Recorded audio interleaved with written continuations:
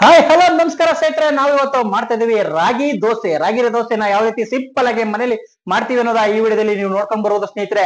ರಾಗಿ ದೋಸೆಗೆ ನಾವು ಕುಂಬಳಕಾಯಿ ಪಲ್ಯ ಮತ್ತೆ ಉಚ್ಚೆಳ್ ಚಟ್ನಿ, ಕಡಲೆ ಬೀಜ ಚಟ್ನಿ, ಇಲ್ಲ ಹುಳ್ಳಿಕಾಳು ಚಟ್ನಿ ಅಂತಾನು ಕೂಡ ಅನ್ಬೋದು ಸ್ನೇಹಿತರೆ. ಯಾವ್ಯಾವ ಐಟಮ್ ಬೇಕು, ಯಾವ್ಯಾವ ಸಾಮಗ್ರಿಗಳು ಬೇಕು, ಪ್ರತಿಯೊಂದು ಸಾಮಗ್ರಿಗಳನ್ನ ಹಾಕಿ ಈ ವಿಡಿಯೋದಲ್ಲಿ ನಿಮ್ಗೆ ತೋರಿಸಿದೀನಿ.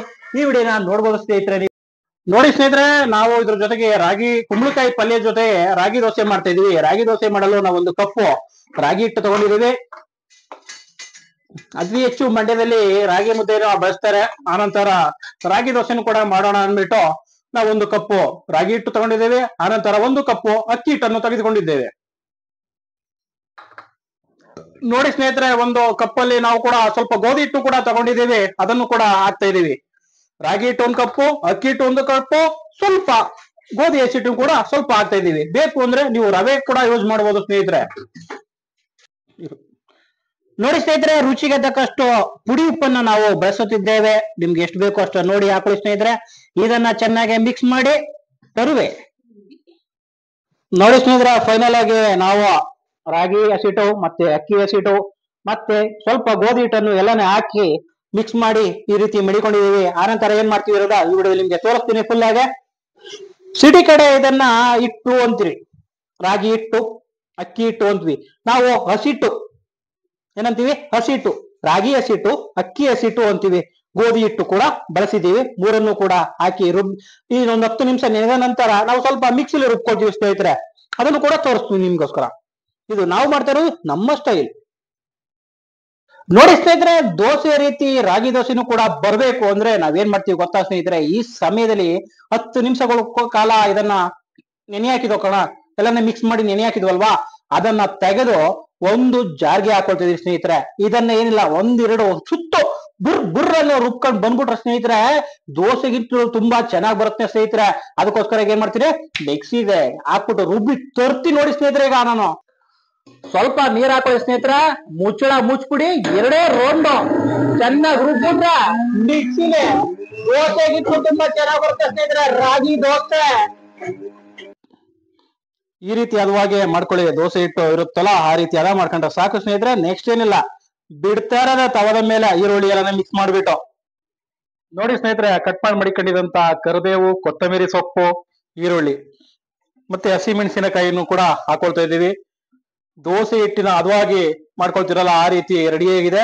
ಈಗ ಎಲ್ಲಾನ ಚೆನ್ನಾಗಿ ಮಿಕ್ಸ್ ಮಾಡ್ಬಿಟ್ಟು ತವಾ ಮಡಗ್ಬಿಟ್ಟು ಹಾಕಂಡ್ ತಿಂತಿದ್ರೆ ಒನ್ ಮೋರ್ ಅನ್ಬೇಕು ಸ್ನೇಹಿತರೆ. ಆ ರೀತಿ ಇರುತ್ತೆ ರಾಗಿ ದೋಸೆ. ಹೋಟೆಲ್ ಅಲ್ಲಿ ಬೇರೆ ರೀತಿ ಮಾಡ್ತೀವಿ ಸ್ನೇಹಿತರೆ, ಇದು ಮನೇಲಿ ಯಾವ ರೀತಿ ಮಾಡ್ತಾರೆ ಅನ್ನೋದ ತೋರಿಸ್ತಾ ಇದೀವಿ ಸ್ನೇಹಿತರೆ. ಹೋಟೆಲ್ ಅಲ್ಲಿ ಕೂಡ ಯಾವ ರೀತಿ ಮಾಡ್ತೀವಿ, ಮತ್ತೆ ಮದುವೆ ಫಂಕ್ಷನ್ಗಳಲ್ಲಿ ಯಾವ ರೀತಿ ಮಾಡ್ತೀವಿ ಅನ್ನೋದ ಮುಂದೊಂದು ನೋಡಲ್ಲಿ ವಿಡಿಯೋಗಳಲ್ಲಿ ಸಿಕ್ಕಿದ್ರೆ ಕವರೇಜ್ ಮಾಡಿ ನಿಮ್ಗೆ ತೋರಿಸ್ಕೊಡ್ಬಲ್ಲೆ ಸ್ನೇಹಿತರೆ ನಾನು. ಈಗ ಇದನ್ನ ಚೆನ್ನಾಗಿ ಮಿಕ್ಸ್ ಮಾಡಿ ದೋಸೆ ಹಾಕೋಣ. ದೋಸೆ ಕಲ್ಲು ಒಂದು ರೀತಿ ಅದಾದ್ಮೇಲೆ ಈ ರೀತಿ ದೋಸೆ ಹಿಟ್ಟನ್ನ, ರಾಗಿ ದೋಸೆ ಹಿಟ್ಟನ್ನ ಹಾಕಿ ಚೆನ್ನಾಗಿ ತಿಕ್ಬೋದು ನೋಡಿ ಸ್ನೇಹಿತರೆ. ಸ್ಟಾರ್ಟಿಂಗು ಒಂದೆರಡು ದೋಸೆಗಳು ಕಿತ್ತೋಗ್ತವೆ, ಅದ್ರ ಬಗ್ಗೆ ಜಾಸ್ತಿ ತಲೆ ಕೆಡ್ಸ್ಕೊಳಕ್ ಹೋಗ್ಬೇಡಿ ಸ್ನೇಹಿತರೆ. ನೋಡಿ ಎಷ್ಟು ತುಂಬಾ ಚೆನ್ನಾಗಿ ಬಂದಿದೆ ಅನ್ನೋದು ಕೂಡ ನೋಡ್ಬೋದು. ನೀವು ಇದರಲ್ಲಿ ರವೆ ಬಳಸಿದ್ರೆ ಇನ್ನೂ ತುಂಬಾ ಚೆನ್ನಾಗಿ ಬರುತ್ತೆ ಸ್ನೇಹಿತರೆ. ನಾವು ಇದ್ರ ರವೆ ಬಳಸಿಲ್ಲ, ಗೋಧಿ ಹಿಟ್ಟನ್ನ ಬಳಸಿದ್ದೇವೆ ಇವತ್ತು. ಸೇಮ್ ಇದು ಅಬೆ ಬರ್ಲಿ ಅನ್ನೋ ರೀತಿ ಇರೋದಕ್ಕೋಸ್ಕರ ಇದನ್ನ ಮುಚ್ತಾ ಇದೀವಿ. ಅಬೆಯಲ್ಲಿ ಬೇಯಬೇಕು, ತುಂಬಾ ಚೆನ್ನಾಗಿರುತ್ತೆ ಸ್ನೇಹಿತರೆ. ನೋಡಿ ಸ್ನೇಹಿತರೆ, ಎಷ್ಟು ತುಂಬಾ ಚೆನ್ನಾಗಿ ಬಂದಿದೆ ರಾಗಿ ದೋಸೆ ನೋಡ್ಬೋದು.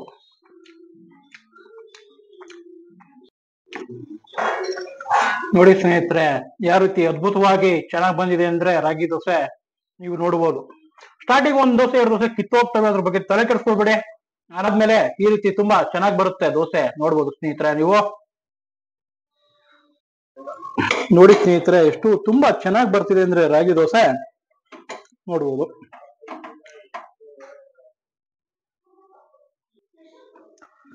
ನೋಡಿ ಸ್ನೇಹಿತರೆ, ರಾಗಿ ದೋಸೆ ಎಷ್ಟು ತುಂಬಾ ಚೆನ್ನಾಗಿ ಬಂದಿದೆ ಅಂತ ಈ ವಿಡಿಯೋದಲ್ಲಿ ನಿಮ್ಗೆ ತೋರಿಸ್ಕೊಡ್ತಾ ಇದೀನಿ. ನೋಡ್ಬೋದು ಸ್ನೇಹಿತರೆ, ನೋಡಿ ಎಷ್ಟು ಚೆನ್ನಾಗಿ ಬಂದಿದೆ. ಈ ರೀತಿ ಮತ್ತೆ ನಾವು ಉಲ್ಟಾ ಮಾಡಿ ಸ್ವಲ್ಪ ಬೇಯಿಸೋಣ. ತುಂಬಾನೇ ಸೂಪರ್ ಆಗಿ ಬಂದಿರುವಂತ ರಾಗಿ ದೋಸೆ ತಿನ್ನಿ, ತುಂಬಾ ಚೆನ್ನಾಗಿರುತ್ತೆ, ಹೆಲ್ತ್ ಕೂಡ ಒಳ್ಳೇದು. ಫೈನಲ್ ಔಟ್ಪುಟ್ ಈ ರೀತಿ ಬಂದಿದೆ ಸ್ನೇಹಿತರೆ. ಯಾವ ರೀತಿ ಬಂದಿದೆ ಅನ್ನೋದು ಕೂಡ ನೀವು ನಮ್ಗೆ ತಿಳಿಸ್ಬೋದು. ಯಾವ ರೀತಿ ತಿಳಿಸ್ತೀರಾ ಕಾಮೆಂಟ್ ಮೂಲಕ ನೀವು ನಮ್ಗೆ ಹೇಳ್ಬೋದು ಸ್ನೇಹಿತರೆ. ನೋಡಿ ಸ್ನೇಹಿತರೆ, ಬೆಂದಂತ ರಾಗಿ ರೊಟ್ಟಿ ನಮ್ಮ ತಟ್ಟೆಗೆ ಬಂದಿದೆ ಸ್ನೇಹಿತರೆ, ನೀವು ನೋಡಬಹುದು. ರಾಗಿ ದೋಸೆ, ಕುಂಬಳಕಾಯಿ ಪಲ್ಯ, ಹುಚ್ಚೆಳ್ಳು ಮತ್ತೆ ಹುಳ್ಳಿಕಾಳು ಚಟ್ನಿ ಕೂಡ ಬಂದಿದೆ. ಹುಳ್ಳಿಕಾಳು ಚಟ್ನಿಗೆ ಸ್ವಲ್ಪ ತುಪ್ಪ ಹಾಕೊಂಡು ತಿಂತಿದ್ರೆ ಎಷ್ಟು ಚಂದ ಅಲ್ವಾ ಸ್ನೇಹಿತರೆ. ನೀವು ನೋಡ್ಬೋದು ಸ್ನೇಹಿತರೆ ಎಷ್ಟು ಚೆನ್ನಾಗಿ ಬಂದಿದೆ. ಈಗ ನಾವೇನ್ ಮಾಡ್ತೀವಿ ಅಂತಂದ್ರೆ ಬೇಟಿಂಗ್ ನ ಶುರು ಮಾಡ್ಕೊಳ್ತೀವಿ. ನೋಡ್ಬೋದು ಸ್ವಲ್ಪ ಸೈಡಿನಲ್ಲಿ ಮುರಿದು ಮೊದಲಿಗೆ ಸ್ವಲ್ಪ ಕುಂಬಳಕಾಯಿ ಪಲ್ಯ, ಆನಂತರ ಸ್ವಲ್ಪ ಚಟ್ನಿ, ತುಪ್ಪನು ಕೂಡ ಹಚ್ಕೊಂಡು ಎಷ್ಟು ಚೆನ್ನಾಗಿದೆ ನೋಡಿ ಸ್ನೇಹಿತರೆ. ರಾಗಿ ದೋಸೆ ತುಂಬಾನೇ ಚೆನ್ನಾಗಿ ಬಂದಿದೆ. ಇದನ್ನ ನಾವು ಸವಿಯೋಣ. ನೋಡಿ ಸ್ನೇಹಿತರೆ, ನಮ್ಮ ಹಿರಿಕರು ಸುಮ್ನೆ ಮಾಡಿಲ್ಲ, ಎಷ್ಟು ಚೆನ್ನಾಗಿ ರಾಗಿ ದೋಸೆ ಬಂದಿದೆ. ಕುಂಬಳಕಾಯಿ ಪಲ್ಯ ಬೆಂಗಳೂರು ಮತ್ತು ಸಿಟಿಗಳಲ್ಲಿ ಕಡಿಮೆ ಇರ್ಬೋದು ಅನ್ಕೊಳ್ತೀನಿ. ನೋಡಿ ಸ್ನೇಹಿತರೆ, ವಿಡಿಯೋ ತುಂಬ ಲ್ಯಾಗ್ ಆಗುತ್ತೆ ಅನ್ನೋ ಉದ್ದೇಶಕ್ಕೋಸ್ಕರ ಬಿಡಿ ಬಿಡಿಯಾಗಿ ವಿಡಿಯೋನ ಹಾಕಿದ್ದೀನಿ ಸ್ನೇಹಿತರೆ. ಪ್ರತಿಯೊಂದು ವಿಡಿಯೋನು ಬರುತ್ತೆ, ನೀವು ನೋಡ್ತಾ ಇರಿ. ಮತ್ತಷ್ಟು ವಿಡಿಯೋಗಳಿಗೆ ನಮ್ಮ ಚಾನಲ್ನ ಸಬ್ಸ್ಕ್ರೈಬರ್ ಮಾಡ್ಕೊಳ್ಳಿ ಸ್ನೇಹಿತರೆ. ನಾವಿವತ್ತು ಹಳ್ಳಿಲಿ ಇದೀವಿ. ತುಂಬಾನೇ ರಾಗಿ ದೋಸೆ ತುಂಬಾ ಅದ್ಭುತವಾಗಿ ಬಂದಿದೆ ಸ್ನೇಹಿತರೆ. ಕುಂಬಳಕಾಯಿ ಪಲ್ಯ ಮತ್ತೆ ಹುಳ್ಳಿಕಾಳು ಚಟ್ನಿ ಕೂಡ ತುಂಬಾ ಚೆನ್ನಾಗಿ ಬಂದಿದೆ ಸ್ನೇಹಿತರೆ. ಸದ್ಯಕ್ಕೆ ಈ ವಿಡಿಯೋ ಏನಾದ್ರು ಇಷ್ಟ ಆದಲ್ಲಿ ಲೈಕ್ ಅಂಡ್ ಕಮೆಂಟ್ ಸಬ್ಸ್ಕ್ರೈಬರ್ ಮಾಡೋದ ಮರ್ಕೊಳ್ಬಿಡಿ ಸ್ನೇಹಿತರೆ.